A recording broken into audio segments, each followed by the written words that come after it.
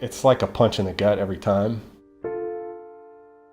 Wes and Kara's story is about a journey no one wants to take. This is our life, and this is our day-to-day. And like Wes said, cancer is part of our lives.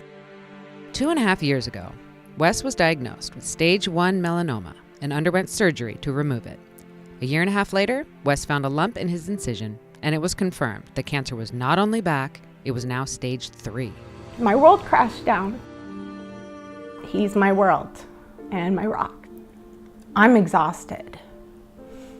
I think about it every day, every second of every day. But we're building it back up, and it's gonna be stronger than ever. We're gonna survive and thrive, and it puts things in perspective. From the shock and horror of the initial diagnosis to the joy and relief of a successful surgery and recovery, only to be plunged back into the agony and uncertainty of another recurrence and an even more serious diagnosis.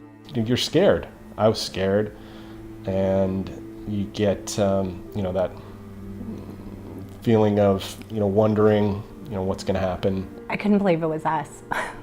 You always think it's somebody else because we've dealt with it with family members, and we're young and we're busy and we don't have time for this.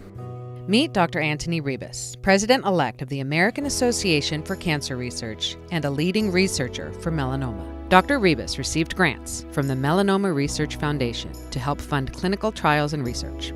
After finding out last month that Wes had a recurrence and his treatment needed to be changed, he was placed in a clinical trial Dr. Rebus is running. Now we're testing how do we give 2 drugs together, 2 immune activators, to be able to turn on his immune system better. This is not our last idea, it's just the best next idea. We're trying to really empower his immune system to fight the cancer. For Kara and Wes, the most important thing about the Melanoma Research Foundation is the money that goes toward research. Research that Wes and others are directly benefiting from.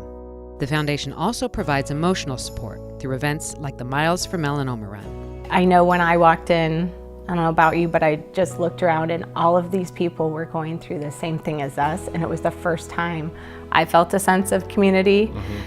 Like not a great club to be in, but all these people were in the club with us. Ta-da! Also in that club, Wes and Kara's friends and family.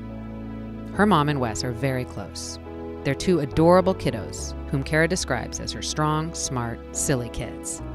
The kids know Daddy is sick, that he has cancer. Emma is a total daddy's girl and has a lot of questions about what the doctors say. Jack is the spitting image of Wes when he was little and shares his laid-back personality. They're involved in Daddy's care and always know when he has a doctor's appointment or has to take medicine. Oh, give her the card. Survive and thrive. It's just what this family does. Kara knows how to find the beauty during these dark days and appreciate the little things. When she and Wes drive to appointments, they get to spend time together. With babysitting help from her mom, they've relabeled appointments dates.